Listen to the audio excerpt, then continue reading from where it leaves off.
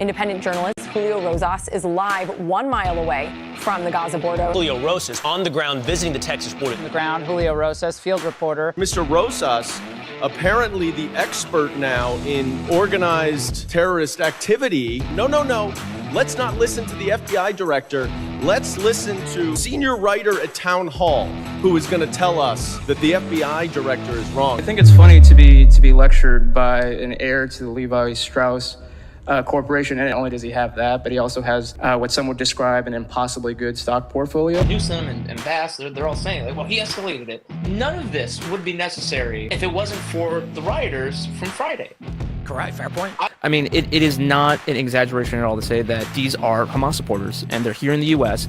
They're obviously not going to go to the Gaza Strip to fight. If you're not going to go over there, what are you going to do here? Something I've been warning about for a long time is that they are going to escalate their tactics. And obviously the Biden administration likes to give in to terrorist demands. Seeing Mexican flags in Los Angeles being waved over burning cars, you couldn't pull that in Mexico City. I mean, could you imagine if a bunch of Americans showed up and were in the main plaza burning cars and waving American flags? The Mexican government would crack down on that so hard, and people would be whining about the Geneva Conventions.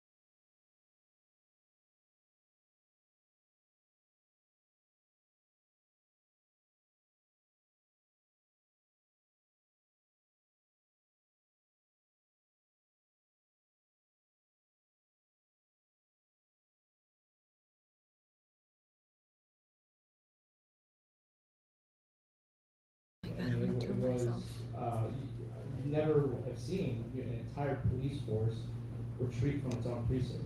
And they needed to do that because they were about to be overrun, because there were that many people, and they weren't, and the police officers weren't being reinforced. And that was the moment that really changed how policing is done generally in the United States, but it really showed far left that if they create the right conditions, they really can achieve a victory like that.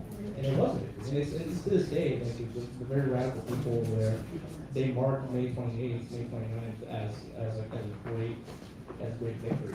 And to their credit, it was. But that's what happened. And can you remind us, just like refresh our memory a little bit, because we weren't there on the ground with you, what were you seeing?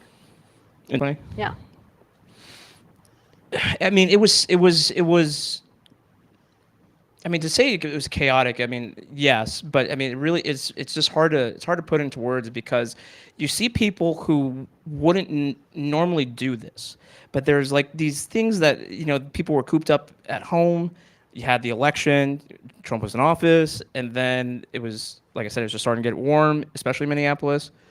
And then that was just kind of like the reason to get them out, right? To get them out to leave their house and do all that. So it's just weird knowing that you have millions of people across the country who took part in this, who were just going crazy, and then nothing happens, and then, you know, they just go back to their day-to-day life, whatever that means. And obviously there's varying degrees of militancy within that side of things, but that was real, right? I mean, that happened, and then to see the media try to downplay it from the very beginning and then throughout that entire year, it was very frustrating, because it's, you know, I was covering riots in Kenosha, Wisconsin, and Wauwatosa.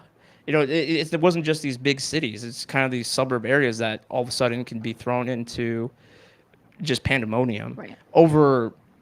I mean, I would say over not valid reasons, and so. That to me really showed just how fragile society is, where, you know, we pay taxes to have public safety, and if the political conditions are to where, well, actually we can't crack down on it because our constituents are going to get mad at us, it's like, well, what's the point? So you look at the world differently through that, because, like I said, you know, prior to 2020, you would see the United States as really stable. And I would say even now, especially now in the aftermath of Los Angeles, you know, from this month, we're still, obviously we're heading in the right direction, because we have Trump back in office, but there's still pockets of the United States that still are very much willing to go above and beyond to go against that. Right. Okay, let's talk about that. What are you seeing? You were just out in Los Angeles, right? West Coast, yeah. West Coast. Tell us what you saw when you were out there most recently. Well, yeah, like I was saying in the intro video, it's interesting to see people fight the government for a foreign country that they don't live in and that they wouldn't live in. They might have a connection to it through, you know, heritage or through family, but they're willing to, again, cause all this violence and cause all this chaos for this place that they might visit, for a number of reasons, but they wouldn't go there. And I know it's cliche to say, well, if you don't like the United States, you should leave. I mean, I agree with that sentiment, but it's another thing to see them actually go beyond just posting negatively about the United States on social media. Like they're actually willing to attack cops, to attack the National Guard. I mean, the first day they were putting the Lime scooters in dumpster fires, and anyone knows about lithium batteries, that causes them to explode. So I mean, they were making makeshift IEDs in the middle of the road, and that was like the starting point. Right. And then after that, then it started going back into the looting of random places. You know, the bookstore was fine, but the shoe store wasn't. And these aren't. Some of them were small businesses, and I always try to highlight those cases, because now and back in 2020, people were saying, well, the anger is justified, so it doesn't matter what happens during those moments. It's like, well, but people who have nothing to do with whatever's happening, they're getting caught in the crossfire, sometimes literally, and entire lives are being destroyed. And, you know, a lot of people, you know, they're just getting by, right? And so they don't have the money to just automatically rebuild or replace lost inventory. Like that hurts them financially. And yeah, some cases they're minority owned businesses. And so I really just take issue with this idea that this anger over whether it's George Floyd or anger over these deportation operations. It's like, well, it just gives us the excuse to do whatever we want. And it's like, no, that's not how adults work, number one, but also that's just not how society, that we can't function as a society. But again, because of the demographic makeup of Los Angeles specifically, I'm not surprised that that's why that was, because we were building to that moment. We were seeing stuff happening in San Diego, Minneapolis, and Chicago, but those were one-day things, and it didn't get as widespread. As soon as the agents left, then people just kind of stopped. But Los Angeles, I mean, I was there back in February covering anti-immigration enforcement protests, and you had school walkouts during that time because it was still the school year. And there was this one protest for Friday outside City Hall. It was supposed to be the biggest one of the week because it was Friday. So you have all these kids just out there. There's no police aren't anywhere, and a fight breaks out. And a kid gets stabbed by another kid. And they look barely sophomore, freshman in high school. And at first I didn't know that was happening. You see this fist fight. You see someone run away, and people gathered around this one kid. And he takes his shirt off, and I just see his whole back is covered in blood. And then that's when I look down and I realize I'm standing in it because that's how much he was bleeding. And it was only at that point then the police came in to restore order. I mean so we're seeing the continued effects from 2020 where police can't be proactive. They have to let things get so out of hand, so then they feel justifiable enough to then come in to restore things. And that's why I think with Trump calling in the National Guard on the second day in circumventing Newsom, that was good. That was a good thing because Newsom obviously wasn't going to do it, or if he was, it'd probably be day 3, 4, 5. And as someone who's covered these things, like every second matters in that situation because it takes time. I was in the reserves, so we're not just on call like that, like 24/7. It takes time to go check into your unit. Then you have to figure out, okay, what's the mission? Where are you going? Where are you going to be stationed at? What's the gear that we're bringing? Like, how are we going to get there? And then you set up, and then you finally cross the line of departure. And that takes, I mean, it takes a long time to do that. So if you let a city burn for 2-3 days, that's very costly in terms of not just the monetary damage, but also the lives that are endangered during that time. Right, and I want to talk more about Trump's response now, but backtracking to 2020, what was your perception of how authorities responded and the president responded back then? Well, it was slow. I mean, overall, it was slow, and I think it was just because people were caught off guard, like I was, of just how things they didn't stop. After Minneapolis, I thought I'd go home and we'd go back to whatever like COVID normal we were in, but then I went to Seattle for Chaz for that first week, and then went to Atlanta, and then I came back to DC because I was still living around here at the time, unfortunately. And as soon as I landed, then I see that's when they were trying to take down the Andrew Jackson statue in Lafayette Square. So I got home, had to change over, and head right back out. I mean, it was basically kind of like playing whack-a-mole, and so that's why I think Trump knows that.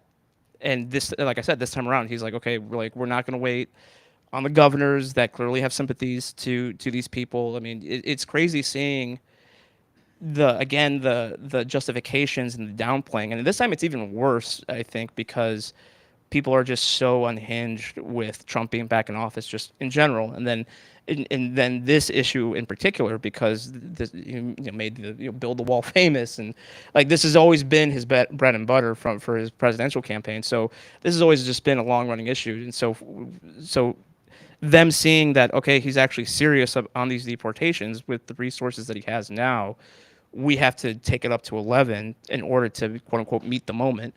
And I was just writing about it today where you had this transgender like TikToker where it's a she, but like she was saying you could just kill ICE agents.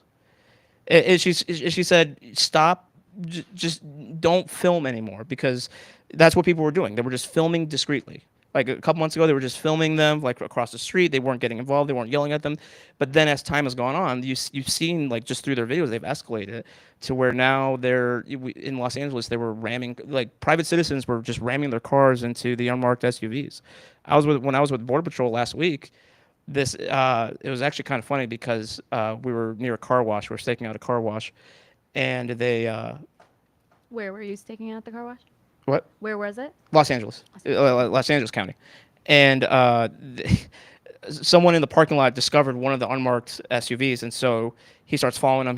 He was honking his horn and following him out of the parking lot, but he was so focused on the one car that he found, he just drove right past us and didn't notice that there was two other vehicles. But it just shows how people have been like amped up and hyped up over the months, from Abrego Garcia at the very beginning to every little thing. And so I think it's concerning just how comfortable people have gotten at directly confronting federal agents. And to me, like that's an insurrection, that's insurgency. I mean, that word has been thrown around this town for the past 4 years over one day, but now we have months-long sustained campaign against federal agents. I think that's a problem. And that includes doxing where they're staying, doxing their hotels, right? Yeah, and that's why they wear face masks, right? I mean, in Los Angeles in particular, there's an anti-police group that just put out I think it's like an AI powered engine, like website, to where they're able to find, upload a picture that they take of a Los Angeles police officer, so that they can find out exactly who they are, how much money they make, and all this stuff.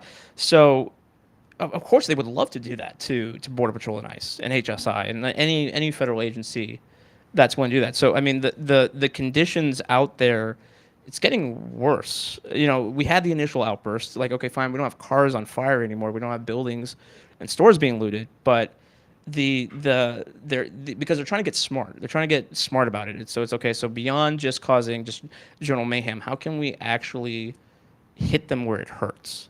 And that's the concerning part. And so then, you see Goldman, who was, in the intro video, him and another Democrat congressman introduced a bill to ban federal agents from wearing masks during immigration operations.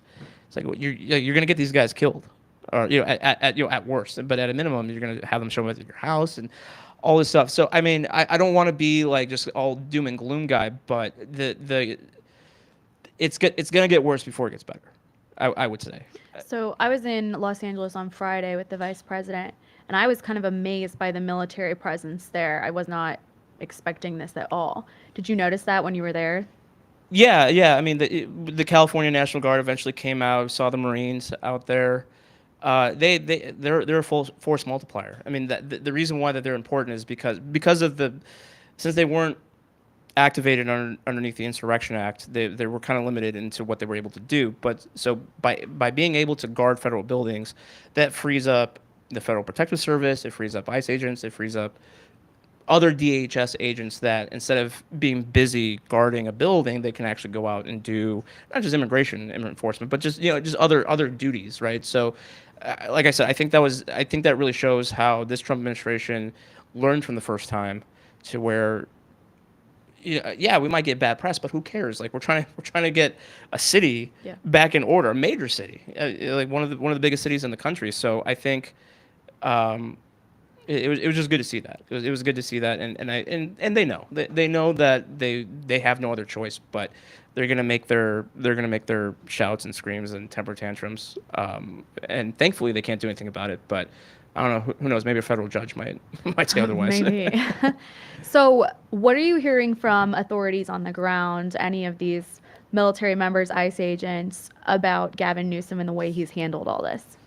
I mean, to them, it's expected. Right. I mean, it's expected that they're going to have to jump through more hurdles. They're going to have to jump through, because it's getting hard. I mean, the ability to carry out an operation like that out whether it's in a downtown or whether it's in the suburbs or residential areas. Everyone is so hyper aware now. If they see a certain model of an SUV, they just, I mean, the Los Angeles Sheriff's Department, I'm sorry, no, San Bernardino. It was San Bernardino, the Sheriff's Department there. They had to put out a statement saying that 2 of their unmarked units were basically, I don't know if they were attacked, but they were quote unquote outed as being ICE agents, and they had to put out a statement saying, no, that wasn't ICE, that was us. Like, we also have unmarked units and everything, but everyone is just so, like, on edge and waiting to be a hero, I guess, in their eyes, to warn, immigrants, illegal immigrants, that it is going to be hard to carry out certain aspects of the deportation operation. So to answer your question, it's expected, but they're also ready. Because, Border Patrol specifically, Border Patrol was on the front lines of the border crisis these past 4 years. They have been so demoralized over that time period because they're just letting people in. They're sending young kids with adults who say that they're their parents or their uncle, but they don't verify that. So they feel, ashamed that they were part of that whole basically federally government endorsed human trafficking operation. Right. So they're ready to be back out there, doing their job. So, okay, the border's mostly secure now, so that's why they're being sent to other cities to help ICE. And so they, as frustrating as those operations can be with the interference from locals, they're also very ready to go. Because they've been waiting for this opportunity. Because the joke was, sure, we might be letting you go now, but we're going to come back for you later. Right. Now, how do you think the American public is viewing these newest riots compared to the way the public looked at the rioting of 2020? So in 2020, Pew Research found that the Black Lives Matter movement in June, so this is after riots are still happening, large-scale riots in many cities, BLM had a 70% approval rating. You guys know polling. Getting 70% on any issue on agreement is like pretty significant. That support, thankfully, dropped to 53% in same time frame in 2023, which is like, yeah, that's what happens when a movement endorses all these, not just the riots, but all these insane policy proposals.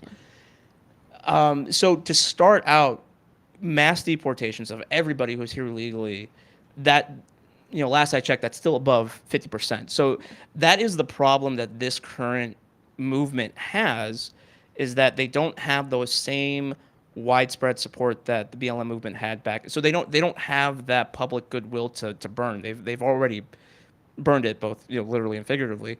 But also the problem is that, again, you see these stories that the media puts out.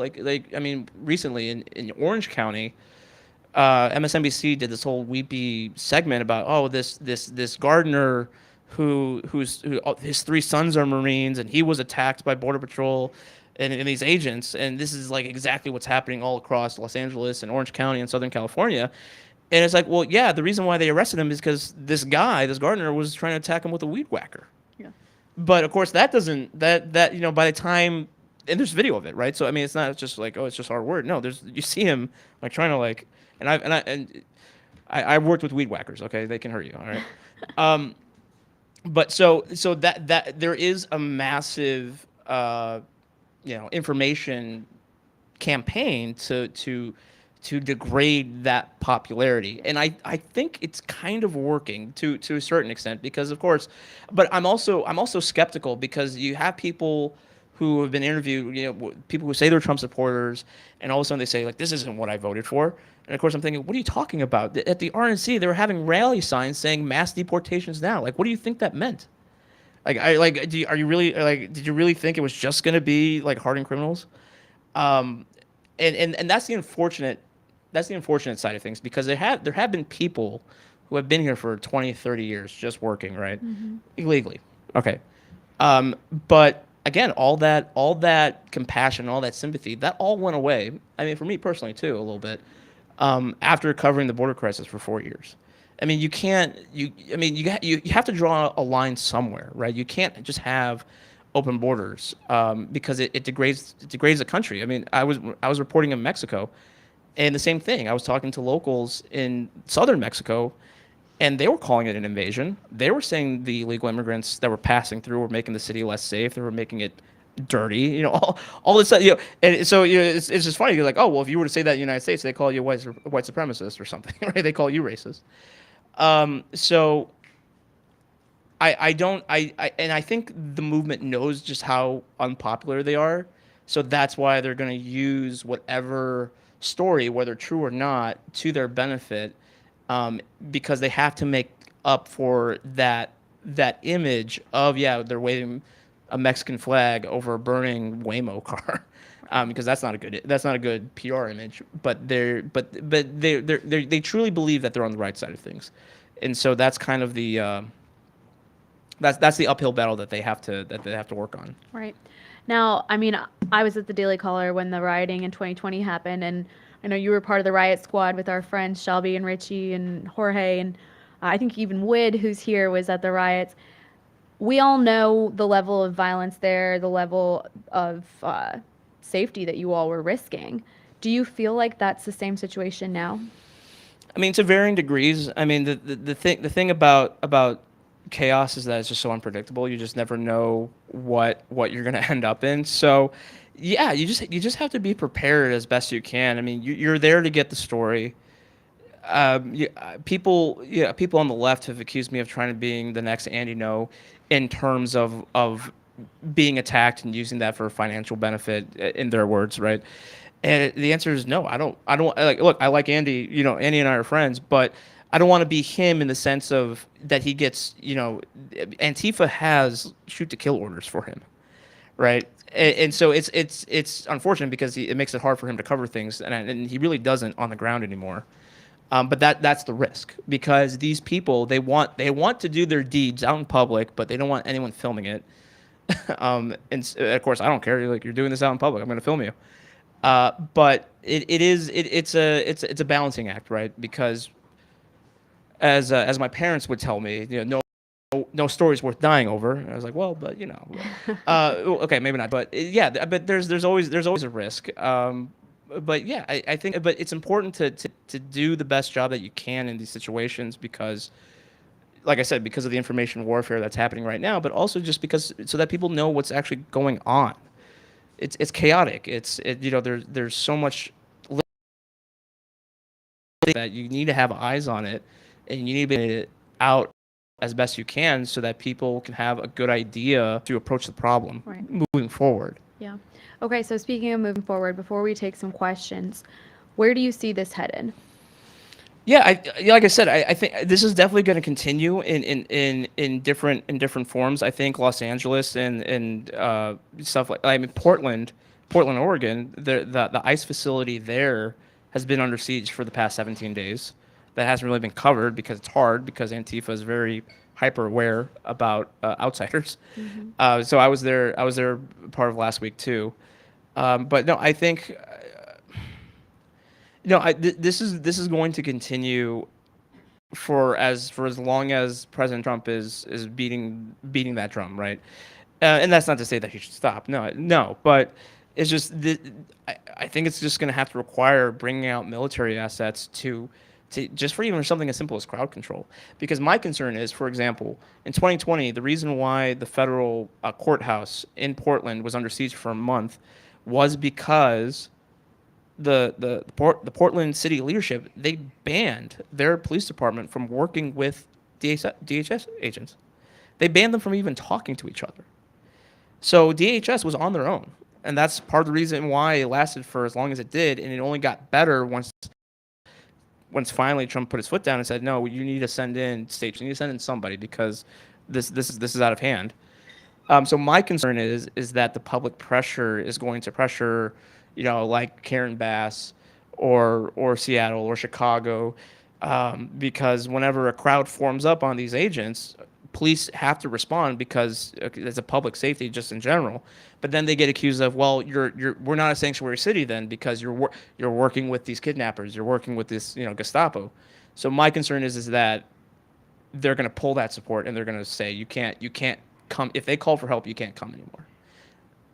That's not out of the realm of possibility. So if that were to happen, then yeah, you got to bring in more assets, which could include a federalized National Guard or like the Marines, because that was starting to happen in Los Angeles. They were using them as a quick reaction force, just because they needed the bodies to do that. So, I think my home state of Florida, I think things will be fine there in terms of the chaos. Apparently we're opening Alligator Alcatraz to help with that. So it just depends on where. But even for example, the ranches and the farms and the meat processing facilities in Nebraska obviously wasn't at the same scale, but people were still out there. There's a video of one lady jumping on the hood of the SUV trying to stop them. And of course, she lost that fight because but that's how crazy people have become over this issue. And just to end off, because people are saying, well, why are you at the Home Depot? When I was with the Border Patrol in Los Angeles, another guy found us, and he was filming us, and he says, why are you doing this? Well, sir, we're enforcing the immigration law. It's like, well, that's an immoral law. It's like, because you're not arresting, you're just arresting people who want to work. You're not arresting hardened criminals. A few hours later, Border Patrol arrested a convicted pedophile who was at Home Depot looking for work, because surprise, surprise, even hardened criminals have to get day jobs. So yes, other people, like I said, it's unfortunate for those people who have been here for 20 years, but that time's done. It's done. That's what people voted for. So I think in the end it will be seen through. It's just going to be a rocky road to get there. Wow. A little disturbing, Julio. I'm not going to lie to you. Well, yeah, sorry, but that's just how it is. Okay, well, this portion of tonight is off the record. If anyone has questions for Julio, let us know. I think